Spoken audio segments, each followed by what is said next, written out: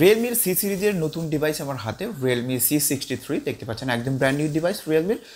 ভ্যারিয়েন্টে বাংলাদেশে লঞ্চ করেছে, একটি হচ্ছে 6128 আর হচ্ছে 8128, দুইটি ভ্যারিয়েন্টে পাবেন।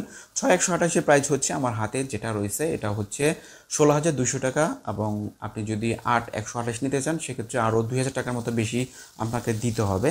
তো এই ফোনটির ভালো মন্দ আজকে আমরা ময়নাতদন্ত করব, ভালো মন্দ সব কিছু জানতে পারবেন। তো সম্পূর্ণ ভিডিও জুড়ে থাকবে আমি হারুন রশিদ, এবং আপনারা দেখছেন আইটি কনসেপ্ট, এবং এই ধরনের ভিডিও পেতে অবশ্যই আমাদের চ্যানেলটি সাবস্ক্রাইব করে দিয়ে রাখবেন।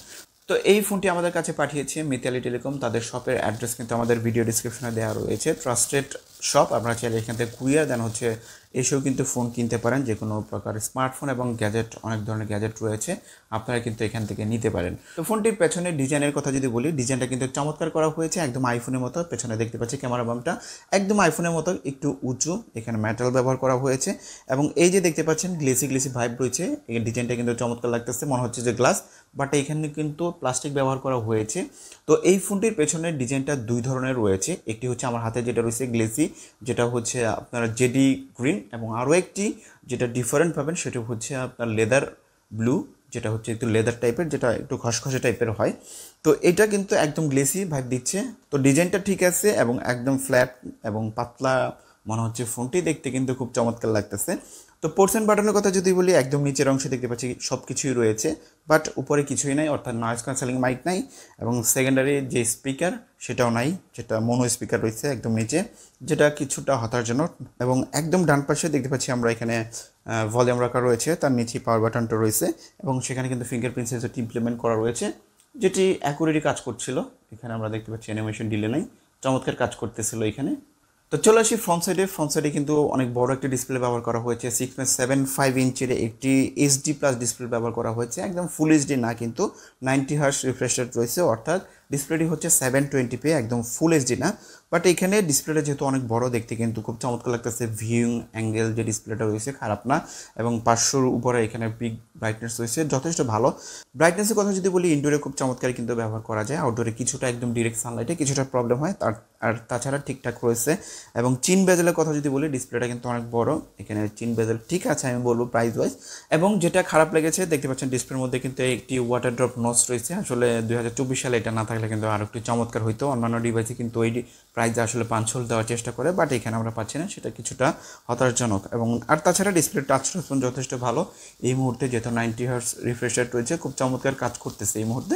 ফোনটা কিন্তু একটু বড়, সেক্ষেত্রে কিন্তু কন্টেন্ট দেখার এক্সপিরিয়েন্স খুব ভালো পাবেন, এবং কিছুটা একদম কাছ থেকে যদি দেখেন সেক্ষেত্রে আসলে কিছুটা ব্রাইটনেস ঘাটতি আপনি লক্ষ্য করবেন। আর তাছাড়া খেলা টেলা খুব চমৎকারভাবে কিন্তু দেখতে পারবেন, যেহেতু ডিসপ্লেটা বড়, এবং কন্টেন্ট কনজিউম করতে পারবেন খুব চমৎকারভাবে এই ডিসপ্লেতে। তো কথা বলছি ফোনটির পারফরমেন্স সেকশনে, ফোনটির রান হচ্ছে অ্যান্ড্রয়েড 14, রিয়েলমি UI 5.0 রয়েছে, এবং চিপসেট হিসেবে রয়েছে ট্রাইগার সিরিজের T612, যেটি হচ্ছে একটি 12 ন্যানোমিটার চিপসেট, এবং যে একদম ফেলে দেওয়ার মতো না চিপসেটটা। এবং এখানে র্যাম রুমের কথা যদি বলি, এখানে 6 জিবির সাথে 128 জিবি পাচ্ছে, এবং আরও একটি ভ্যারিয়েন্ট পাবেন 8-এর সাথে আপনি 128 পাবেন, বাট এখানে 6-এর সাথে কিন্তু আরও 4 জিবি আপনি এক্সট্রা ভার্চুয়াল র্যাম হিসেবে ব্যবহার করতে পারবেন, যেটা আমি নাই বললাম।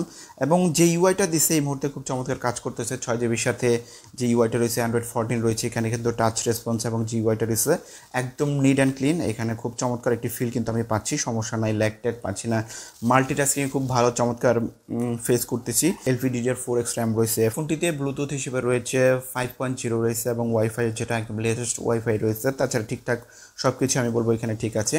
তো এখন কথা বলি ফোনটির ক্যামেরা সেকশনে, ফোনটির পেছনে দেখতে পাচ্ছেন যে 3টা ক্যামেরার মতো এখানে একটা ভাইব রয়েছে, বাট এখানে কিন্তু 2টা ক্যামেরা, যেটার প্রাইমারিটি হচ্ছে 50 মেগাপিক্সেলের শুটার, এবং সেকেন্ডারি যে ক্যামেরাটা রয়েছে অক্সিলারি সেন্সর রয়েছে। এবং পেছনে প্রাইমারি ক্যামেরার যে কোয়ালিটি সেটার কথা যদি বলি, স্যাম্পলগুলো ডেলাইটে কিন্তু ভালো ছবি দিচ্ছিল, চমৎকার ছবি দিচ্ছিল, এবং একদম ইনডোরে লো লাইটে কিন্তু কিছুটা একটু গ্রিন লক্ষ্য করবেন। আর তাছাড়া ঠিক আছে আমি বলবো যে আউটডোরের ক্যামেরা কোয়ালিটি খারাপ না। এবং ফিচারগুলো যদি বলি, এখানে নাইট মোড, ভিডিও, দেন হচ্ছে ফটো, পোর্ট্রেট রয়েছে, এখানে পোর্ট্রেটে ছবি তুললে চমৎকারই আসে, একদম খারাপ না। বাট এইখানে একটা জিনিস লক্ষ্য করলাম, যখন আপনি 50 মেগাপিক্সেল ছবি তুলতে যাবেন কিছুটা শাটার স্পিড স্লো হয়ে যাচ্ছে, বাট অন্যান্য ডিভাইসে এই প্রাইসে কিন্তু কিছুটা আসলে ডিলে মনে হচ্ছে আমার কাছে এইটা। এবং আর তাছাড়া পোর্ট্রেটে তুলতে গেলেও কিন্তু কিছুটা ডিলে আমার কাছে মনে হচ্ছে, এবং ইমেজটা প্রসেসিং করতে একটু সময় নিচ্ছে, সেটা হয়তো প্রসেসরের জন্য হচ্ছে। এবং আর তাছাড়া এখানে ঠিক আছে, এবং পেছনের ক্যামেরা দিয়ে আপনি সর্বোচ্চ 1080p 30 fps ভিডিও শ্যুট করতে পারবেন, এবং পেছনের ক্যামেরা খারাপ না, একদম ফেলে দেওয়ার মতো না। এবং ফ্রন্ট সাইডে কিন্তু 8 মেগাপিক্সেলের যে সেলফি শুটার রয়েছে, যেটাও কিন্তু চমৎকার ছবি দিচ্ছিল। এখানে কিন্তু ভালোই লাগতেছিল এবং রেড ড্রাইভেরও ছবি দিচ্ছিল। এবং ফ্রন্ট সাইডের ক্যামেরা দিয়েও কিন্তু আপনি সর্বোচ্চ 1080p 30fps ভিডিও শ্যুট করতে পারবেন। তো কথা বলা যাক ফোনটির ব্যাটারি সেকশনে। ফোনটিতে 5000 mAh এর ব্যাটারি রয়েছে এবং যেটিকে চার্জ করার জন্য বক্সের সাথে পেয়ে যাচ্ছেন 45 ওয়াটের একটি ফাস্ট চার্জার রয়েছে, যেটি খুবই চমৎকার।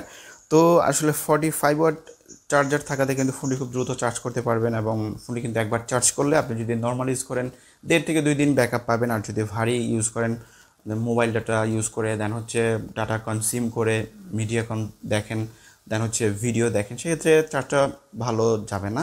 এবং হচ্ছে যদি আপনি গেমস খেলেন, যেহেতু টাইগার সিটের চিপসেট রয়েছে, নর্মাল যে গেমসগুলো আছে সেগুলো কিন্তু খেলতে পারবেন অনায়াসেই। গেমস খেললে একটু ব্যাটারি ড্রেনটা বেশি হয় এবং ফোনটা একটু হিট জেনারেট করে। নর্মাল যে গেমসগুলো আছে কল অফ ডিউটি, যে একদম স্মুথ গ্রাফিক্সে কিন্তু আপনি খেলা যায়। আর তাছাড়া একদম হাই গ্রাফিক্স দিলে কিন্তু ল্যাগ করে, পাবজি এবং কল অফ ডিউটি ল্যাগ করবে, স্বাভাবিক। এটা আসলে যেহেতু গেমিং চিপসেট না। তো এখন কথা হচ্ছে যে ফোনটি আসলে কীরকম। যদি ডিজাইনের কথা বলি, ফোনটি দেখতে খুবই চমৎকার, লুকিং গুড, আইফোনের মতো। এবং ফোনটা অনেক বড়, দেখতে খুবই চমৎকার লাগতেছে আমার কাছে। এবং খারাপের কথা যদি বলি, উপরে নয়েজ ক্যান্সেলিং মাইকটা যদি থাকতো, স্টেরিও স্পিকার থাকলে বেটার হইতো। এখানে যদি যে ওয়াটার ড্রপ নস রয়েছে এটা না থাকলে, পাঁচশোল কাটার থাকলে আরও একটু চমৎকার হইতো। ভালোর দিকে বললে ডিজাইন ওকে, ডিসপ্লেটা বড়। ফোনটি যারা কিনেছেন তাদের ইউজার এক্সপিরিয়েন্স কিন্তু শেয়ার করতে পারেন আমাদের এই ভিডিও নিচে, ভালো মন্দ সব কিছু জানাতে পারেন। কেউ যদি কিনতে চায় তাদের কিন্তু এটি কেনার ক্ষেত্রে একটু হেল্পফুল হবে। তো আজকে এখানে শেষ করব, দেখা হবে অন্য কোনো ভিডিওতে নতুন একটি স্মার্টফোন নিয়ে। আজকে এখানে শেষ করছি, আল্লাহ হাফেজ।